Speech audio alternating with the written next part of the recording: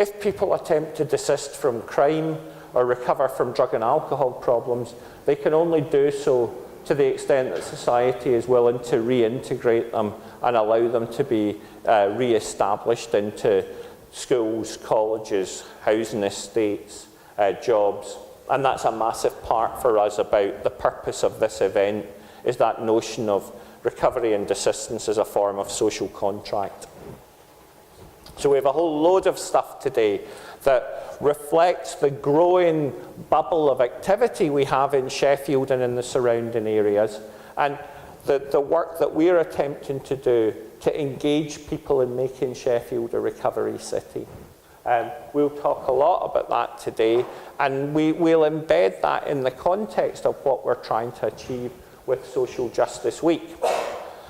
Myself and several of my colleagues are based in the Department of Law and Criminology at Sheffield Hallam University.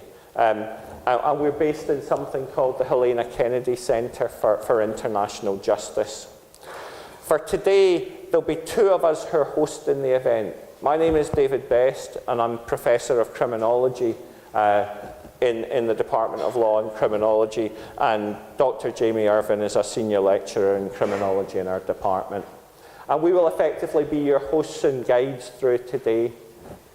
And while the majority of things we'll be talking about are about recovery and desistance, it's also important to bear in mind the bigger picture for us, which is about these questions of social justice. And for us, the issues of social justice are effectively captured in this slide. The key issues are about widening access to justice for all populations, the promotion of human rights, and I think one of the underlying themes we spoke about last year at this event, and that still exists this year, is to what extent should we regard recovery as a human right for people?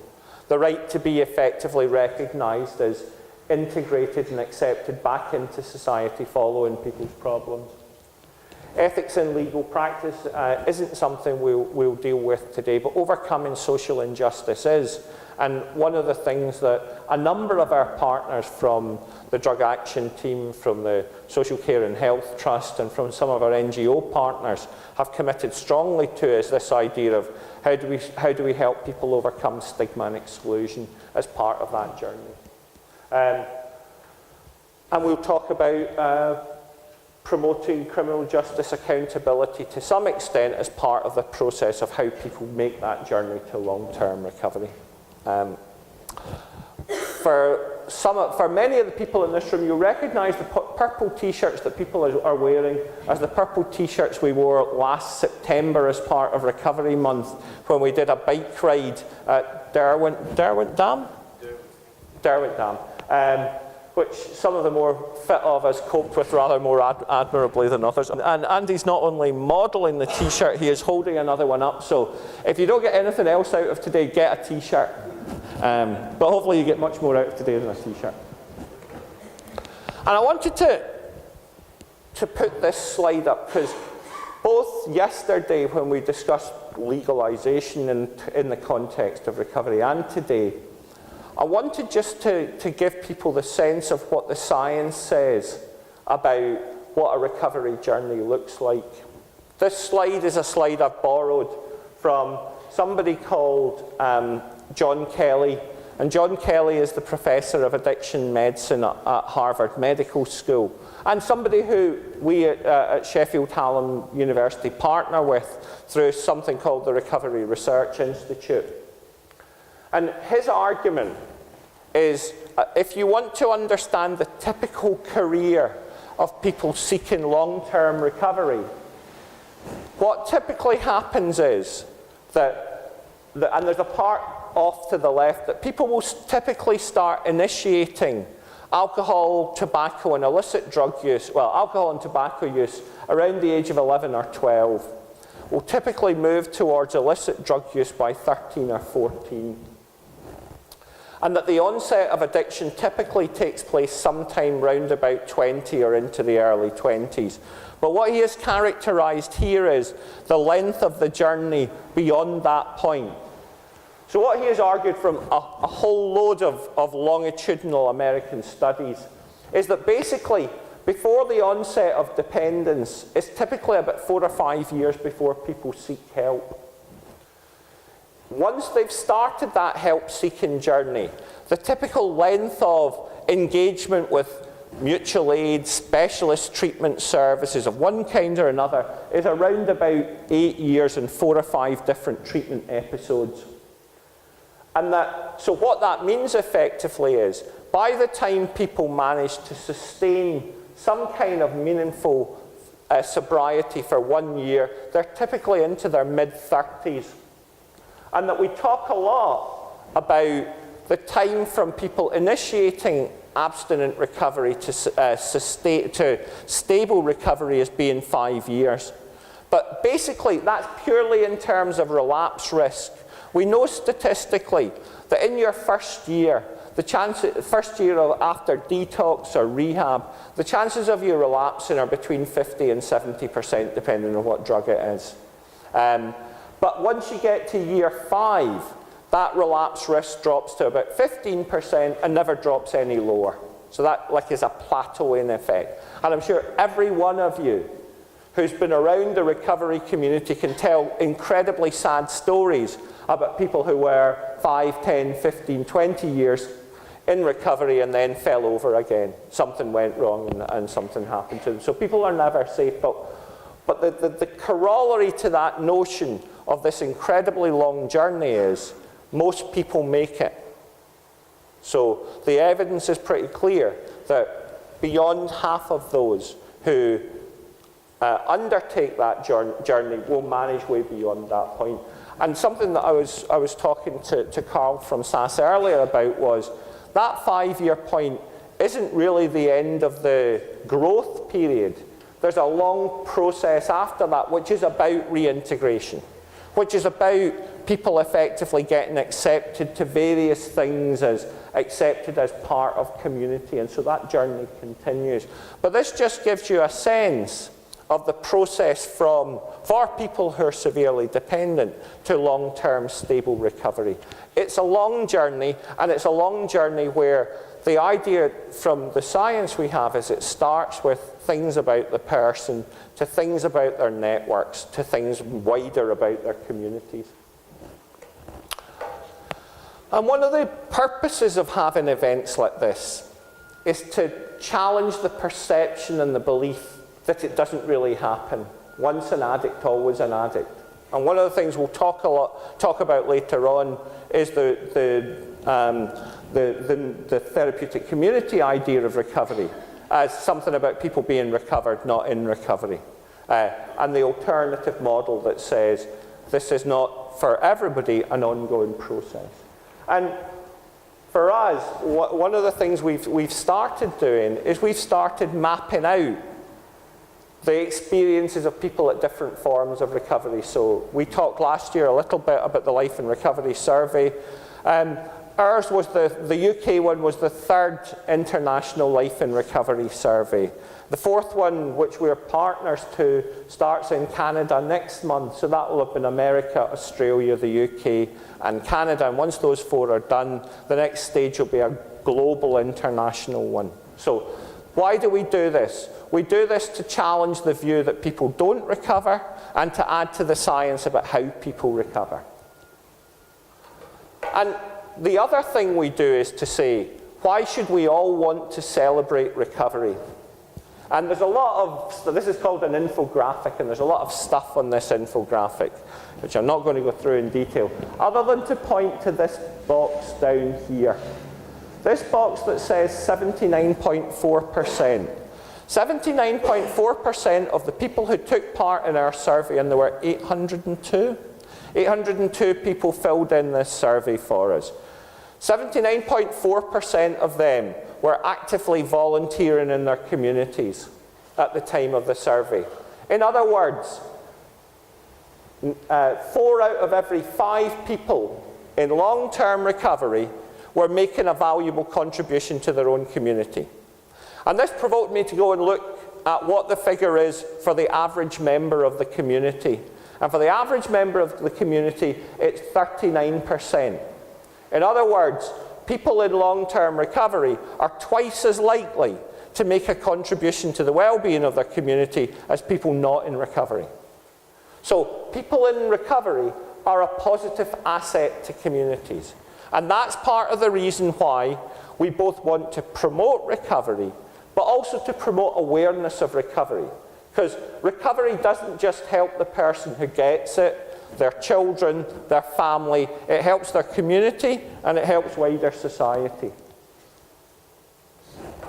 And for all of us, that's a fragile balance, because going back to the slide about the long-term pathway, there are many, many things that can go wrong. And one of the biggest things that can go wrong is exclusion. And we know from desistance from offending, what helps people stop offending? A family they're happy in and a job they like. This is from a longitudinal study by Sampson and Lowe. We know that societies which are successful in managing to help people overcome offending don't do disintegrative shaming, they do reintegrative shaming. When people have been punished, they're embraced back into their communities. And we know that for people to successfully overcome crime, there are 3 stages. They have to stop offending, they have to develop new social networks, and the 3rd, tertiary stage of desistance is other people have to accept that they've stopped and welcome them back without any exceptions and restrictions. And the same is true for recovery. It's a journey that takes place over time, and instead of us talking about 3 stages, we've talked about 3 phases. Personal recovery capital, when people change their own well-being. Social recovery capital, when people develop new networks to support their recovery. And community capital, where communities change to enable people to reintegrate effectively. The point about what happens in recovery is people need jobs, friends, and houses. But they need those houses and those jobs in communities that don't shame and alienate and exclude them. Recovery and desistance are effectively social contracts. They rely on huge personal effort from people, incredible commitment from their families. But beyond that, they rely on societies that truly give people the opportunity to reintegrate. And that's effectively what the purpose for us is of today, and this whole process of social justice is about fairness, and not just promoting fairness, but championing reintegration activities and endeavours. That's enough from me for just now. I'm going to hand over to Jamie, because this is an interactive day.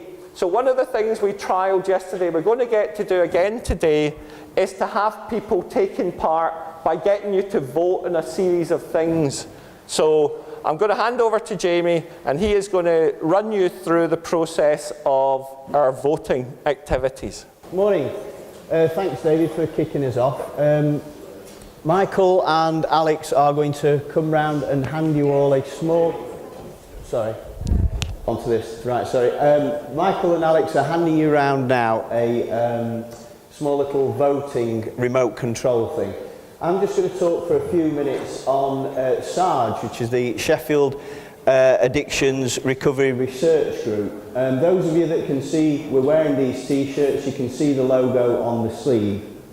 So some of you may have heard of us and some of you may not, so I'm just going to talk through what we've been doing for the last 18 months. We established SARRG back in September 2014. It was really David's idea to bring together in Sheffield interested individuals and organisations that wanted to come together not only to talk about recovery experiences, but to work with us on research projects. Now, David's already mentioned the Life in Recovery survey, and we could not have got that many people to fill in that survey if it hadn't been for the work with some of our key partners. So essentially, what we're doing is we're bringing together community groups, and one of the key aspects that we wanted to make with SARRG was that we wanted research to help people. We wanted to not do research on people, but with people, very much in a collaborative sense. So this is who SARRG is, this is our mission statement. I'm not going to read all of this out for you. This is freely available. We're on Twitter. We don't have that many followers at the moment, but please do find us and follow what myself and SARRG and Andrew are saying. We're often tweeting about new bits of legislation, and we also like to support other recovery organisations online as well. So one of the key things is here we've got some of our key partners as well, and we've listed all of those that I could just about fit on a lecture slide. So these are just some of them. We've got Amy Winehouse, we've got SAS and the DACT, two of our key partners there, with a lot of members coming to support us at SARRG and through the other events. So it's not just about recovery. I'm just going to talk to you a little bit about a couple of things that we've got coming up. The other key thing here as well, which is I think is a unique feature of SARRG, is that in partnership with the University of Sheffield, we have my brother here who runs the PPI panel, and it's the Patient and Public Involvement Panel. Basically what that means now is that any big bit of research needs a PPI component to it to get it through ethically speaking, and the funders really like that. What essentially that means is that the panel asks people who are going to be researched to come and give their opinion during the process where they're building the methodology. And my brother runs this, and it's now a key component to actually getting funding from big bodies, such as we have just recently won the funding for the Health Foundation bid, and the PPI was key to that. We drew from members of SARRG from the recovery community, and we asked them to, my brother asked them to turn up to the PPI there, where Kathy Albertson, who is going to be part and parcel of that piece of research, asked people whether they were essentially asking the right questions of the people who were had drug and alcohol problems. So I think that's one of the distinctive key features of SARRG. The other thing, and this is the, I think this is the exciting bit really for me, is I love the research as well, but we also get involved in the events as well. And so David spoke a little bit about the bike ride during Recovery Month, which was September last year. We are going to run that again. The picture down there at the bottom, kind of, you can just about tell. We got nearly 100 people, all in t-shirts, riding around, riding around Derwent Dam. We even managed to get David on a bike as well. I don't think he did too badly at all. And so I really wanted to just flag up, you know, that SARRG isn't just about research, it's kind of about supporting our partners and, you know, doing community events. So really, the last point I wanted to make before I hand over to Tracy is that, yes. So we've got the future goals here is we want to build on the present relationships with our partners, but we need to attract new members as well. We definitely need your help. And we've got, just to tell you, we've got at least 4 recovery-focused events per year. So we're kicking off the year with this one.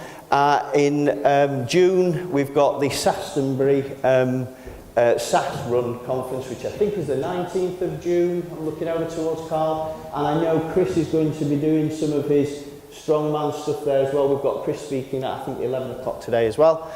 And just to remember as well, the one thing that we seem to omit really is that in all this research is that recovery can be fun. So this is my kind of favourite slide of the event, and then you can see Chris again hurtling round Derwent Dam with some poor persons basically stuck to the back of him as well. I use that in my presentation. Oh no, beat you to it, mate. Beat you to it. Okay, so without further ado, Tracy wants to say something about the SARRG group as well. So I'll ask Tracy to come up to the front here. I just wanted to talk about the service user reference recovery group that's been actually meeting now for over 5 years, and that brings together representatives in Sheffield from our family support groups, carer groups that are run from the Sydney Street Project, yes, Al-Anon, It brings together representatives or people who attend AA groups, NA groups, SMART groups, our providers, SAS, even supported accommodation providers who are recognising value in getting involved with other organisations doing work around recovery, because a lot of their service users are people who are either using or in recovery. Resi Rehab, we've got partnerships with Jesus Centre, Amy Winehouse Foundation, Age-Wise, Drink-Wise, Age-Well, and whilst the work of the SARRG has been really successful in the past 18 months, I think it's important to recognise that Sheffield's been working on its recovery community for a long time. That group's been working for a good 5 years now with tremendous success. In Sheffield, we're really proud of being, wanting to promote and making recovery very visible. We've had the ambassador scheme where we train and recruit people in recovery to go and support other people. SAS have, for a many years, more than what we have had the alcohol recovery community, training up volunteers again, being visible out in community, and that's what's important. We're also working with SARRG, who have actually, in all fairness, we were able to blag. I'm good at blagging. Some of my old using techniques have still come in handy, but supported us by buying the t-shirts that everyone's wearing that I'm not. We've got tons and tons of them, and that's important. You know, people wear them and feel proud. I do when I wear it. And making recovery visible. Again, we've been recently successful in being part of the Health Foundation Award, which myself and other partners were involved on and will be involved in rolling out across Sheffield.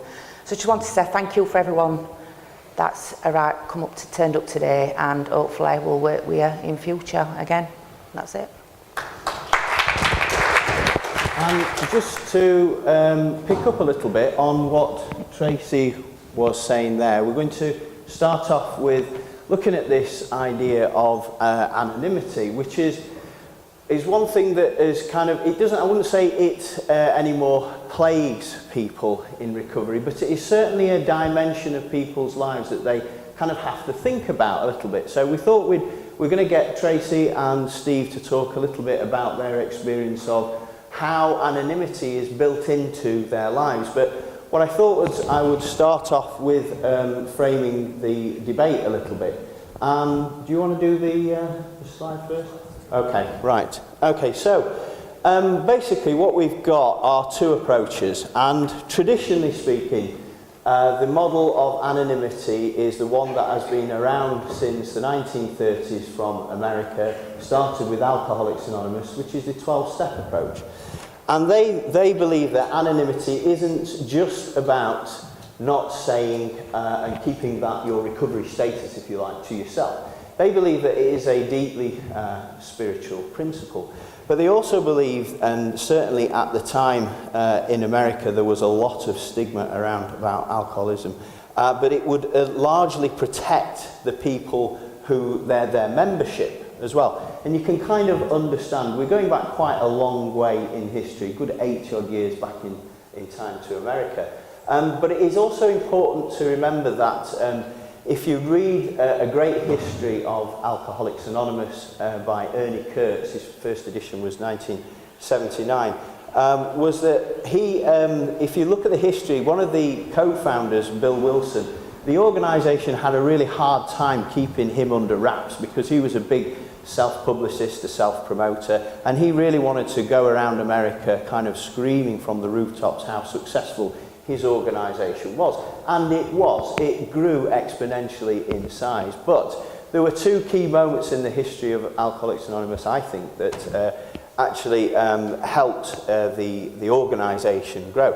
And one of them was a piece that appeared in the New York Times by, I think it was Jack Alexander, that talked about the organisation. And Bill Wilson pretty much wanted to take this piece and run with it. This is a national newspaper.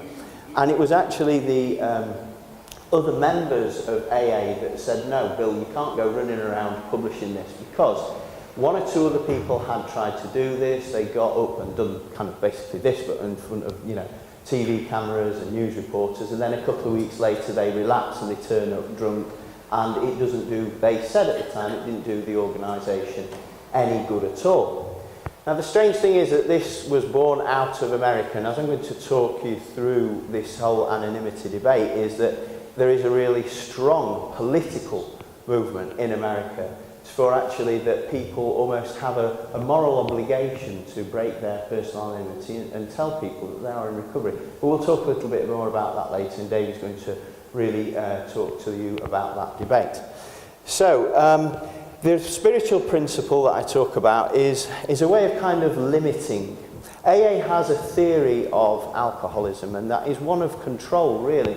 And that whilst the alcoholic might display all of the chief behavioural dimensions of one who is not in control at all, what the alcoholic is really trying to do, according to AA, is be master of everything, to try and control everything.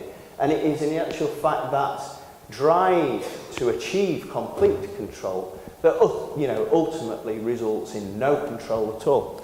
So it's this idea that you are not in control and you are not in charge, which is closely linked to this idea of anonymity. You are not an individual, you are part and parcel of a collective that recovers together. So, audience participation. This is the bit I think where I hand over to my brother who will talk us through this bit now. So we thought we'd, before we go any deeper into the debate, we just wanted to do a little bit of audience participation. So you've got little handsets in your hand. We're going to be sort of presenting a series of questions or statements for which we'd like your opinion on. So please vote now. I can see the responses coming in. We're up to 44. I think we got to 48 last time. That's good? Okay. So there we go. Okay. So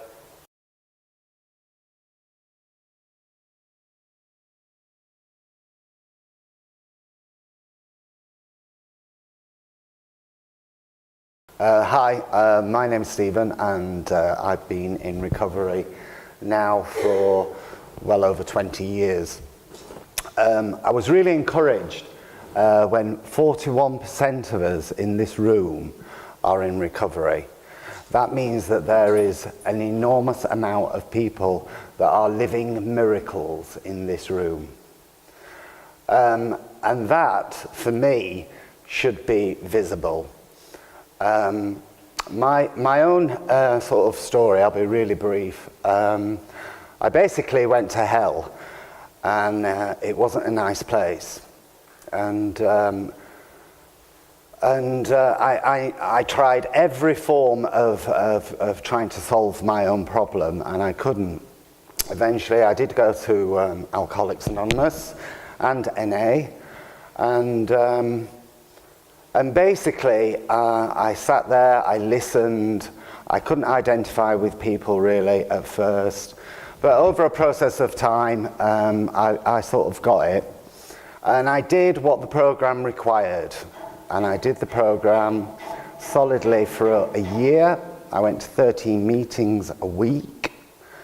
And eventually the penny dropped, but it was a long process and a very, very sort of horrendous process really for me. But I got there in the end. At the time, I was working, and I was working as...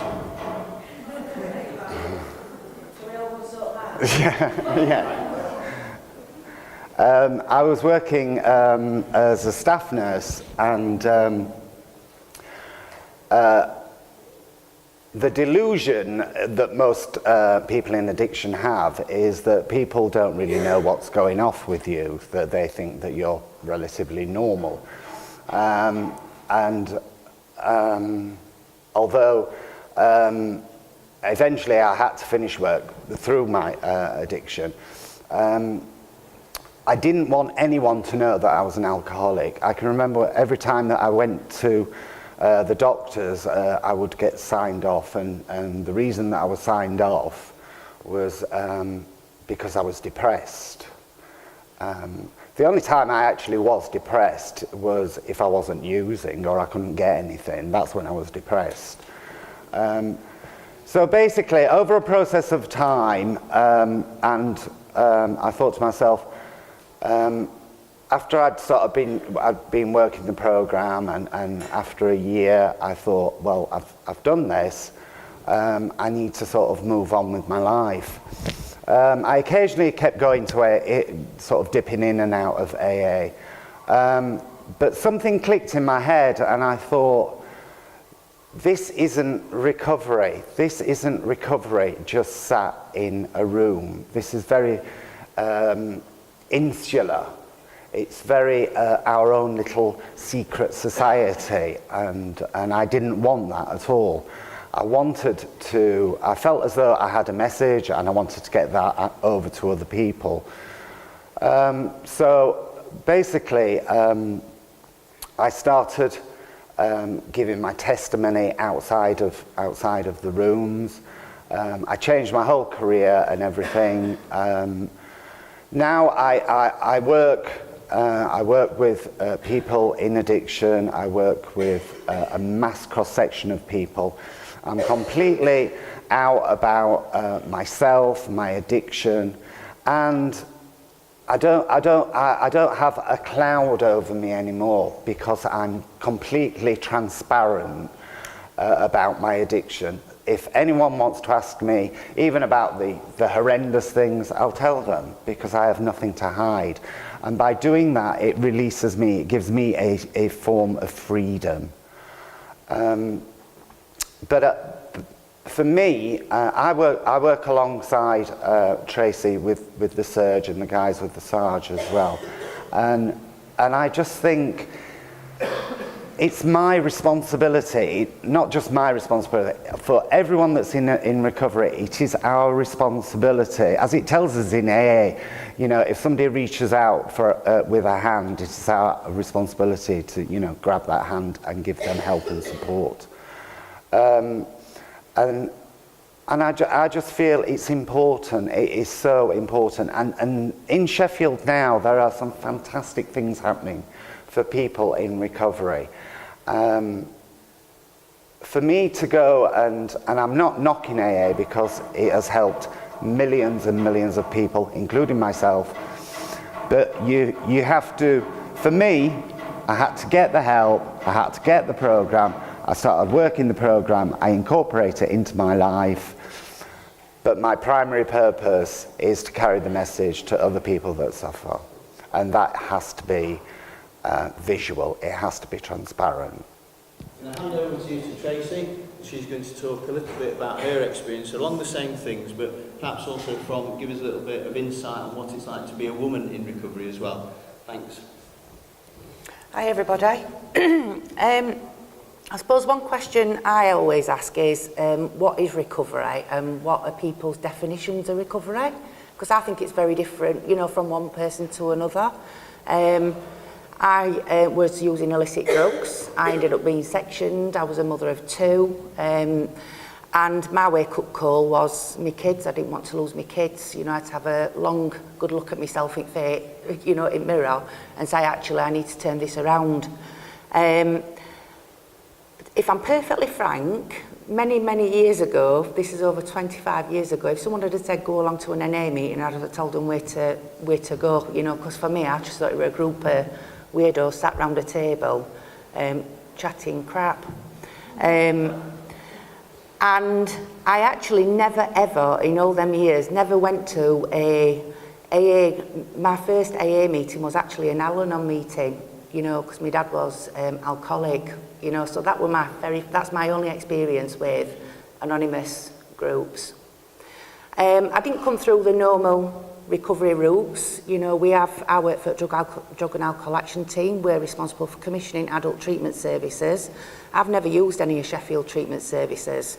My route was through an extremely fantastic GP who was extremely supportive, got me a CPN worker who used to visit me once a week, and she didn't focus on the reasons why I was there. She focused on me and my social, we'd call social capital. What do I want to do?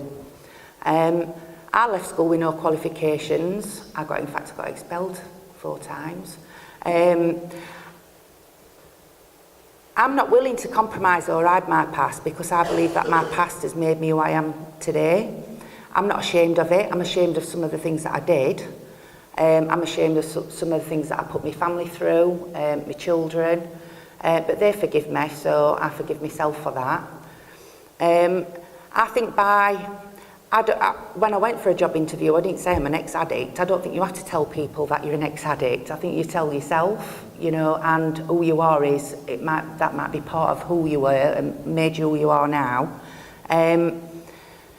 But for me, I don't walk around saying I'm in recovery or I'm an ex-user. I'm quite willing to tell anybody. I'm quite an open person. But I actually think there's an opportunity, you know, when I meet somebody, I work for local authority and I'm working a lot more with elected members, and it's so funny sometimes when I tell them I'm an ex-user and they're like, really? Yep, I was one of them screws that you're complaining about now that I'm having to deal with in my day job, causing antisocial behaviour in city centre. I just think it's an opportunity to educate people. You know, particularly them who might have preconceived ideas about what somebody who had an addiction looks like. You can take a risk by sharing that, but I think considering risks that I took in my using, that's nothing in comparison. I'm lead on recovery in Sheffield. I'm passionate about recovery, whatever form that takes, whether that's AA, NA, SMART, you know, family support. You know, for me, you do what you need to do. I've never felt I've needed to be affiliated to any particular organisation or I've been recovery, but I honestly think that if we don't talk about it or we don't stand up and say, actually, there's nothing wrong in falling on your arse, being addicted to some substance or another at one point in your life, there's no shame in that. It's quite normal, and there's a lot more people who are struggling with it than we care to know. And I think if more people talk about it, the more likelihood that people are going to come forward and say, actually, yeah, I do think I have got a bit of a problem and I'll seek help, rather than letting it get worse and worse and worse until they are on their arse and lost everything. That's me.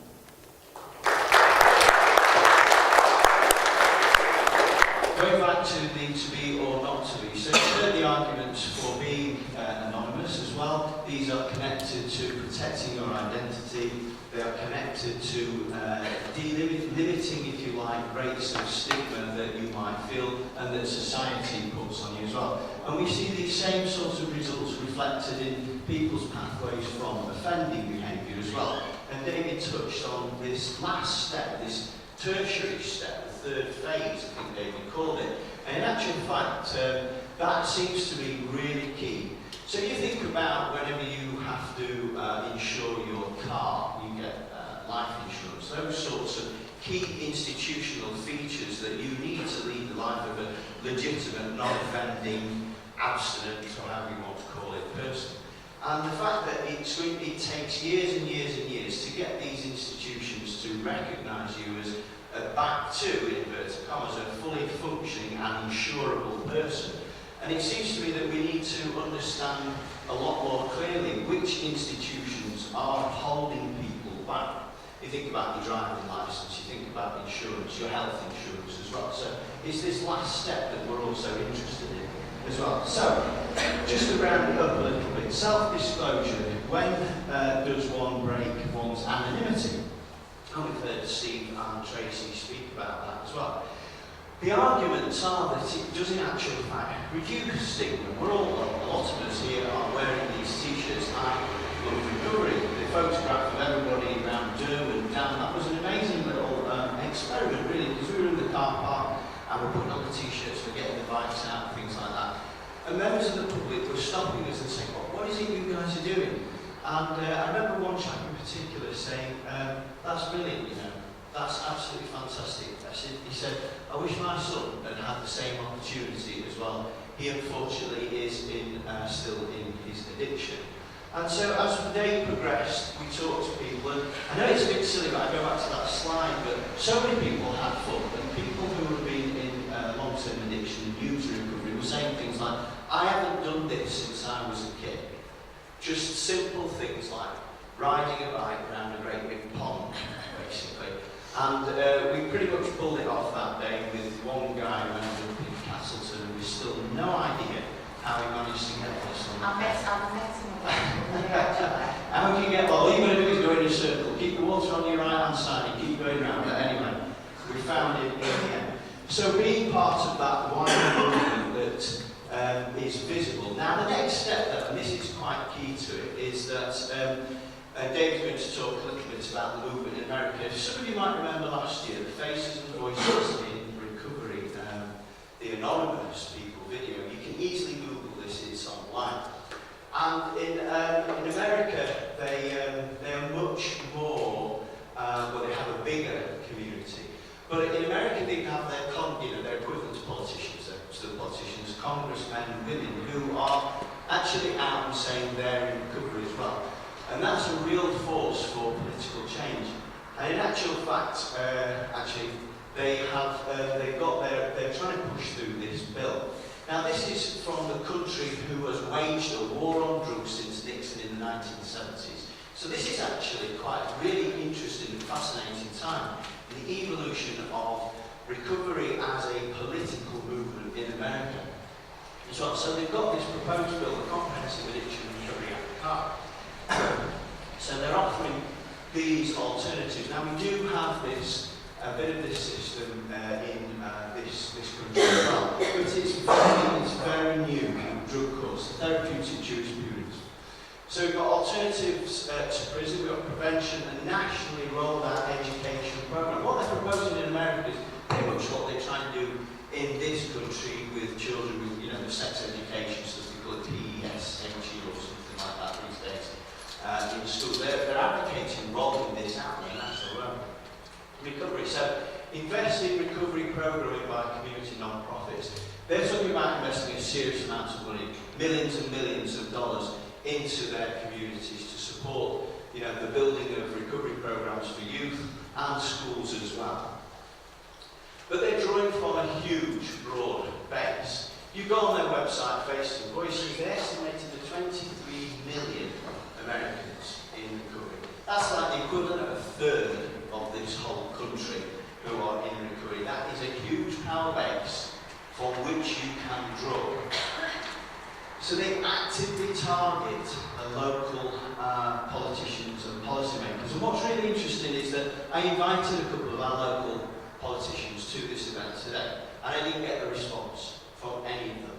I'm not going to name names because it's not really what today is about, but it is something to think about when we talk about what in actual fact breaking anonymity and coming out and saying I am in recovery can mean. This is a political movement at the highest level, which is something that we don't actually have in this country. So, yes, so in this country, yes, we have got some fantastic recovery communities springing up, networking through things like SARRG. SAS has been around a long, long time. But what we've got is a lot of community grassroots. We've got some national recognition. We've got some pieces of legislation that that have identified recovery as a goal.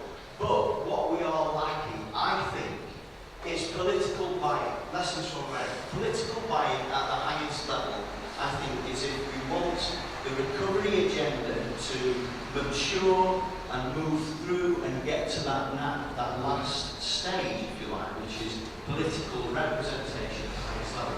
The other place that it needs representing is at the ACMD as well. And I'm just going to hand over very quickly to David just to talk you through what exactly that means. So here's David. The only thing that I wanted to say to add to this was, in America, it's a very different situation around recovery, and the power of the recovery movement has really been a grassroots movement in America. And it's been a grassroots movement where Faces and Voices of Recovery effectively emerged out of a lot of very small local recovery organisations coming together and creating a kind of national umbrella that became effectively a political pressure group And they became a sufficiently effective political pressure group that they started having a presence on Capitol Hill. So they started actually influencing political process, and they became represented at both Democratic and Republican caucuses. So they started having a visible political presence. One of the core aims for Recovery in America was to say, can we actually become a visible political identity, so that politicians were aware of the fact there were 23 million people in recovery, and therefore they were a significant voting group. And their voting group potential had a significant influence in policy, so much so that in 2012, Barack Obama issued the first of what has now been 2 declarations on recovery, which declarations coming from the United States President celebrating recovery. And it's a source of great personal pride that in the first of those, he signed 100 copies of that Declaration of Recovery. And I have one of those copies on the wall in my office. And it is such a powerful thing to vindicate and justify recovery that a United States President has effectively celebrated this. And there's now something from the White House each year in September in Recovery Month, celebrating and commemorating recovery as a core activity. Because what does that do? It legitimates it. And it seems to me that for recovery to be effective here, it has to be both a top-down and a bottom-up process. And I think one of the huge challenges in the UK has been that the bottom-up process has probably been every bit as effective as in America, but the top-down process hasn't. And so that legitimacy hasn't really emerged in the same way. So we have struggled much, much more with the idea of saying people will be open about their recovery, because the politicisation of recovery hasn't yet translated to the extent that stigma has been challenged in any meaningful kind of statutory or government level. However, this is not a fixed or closed position.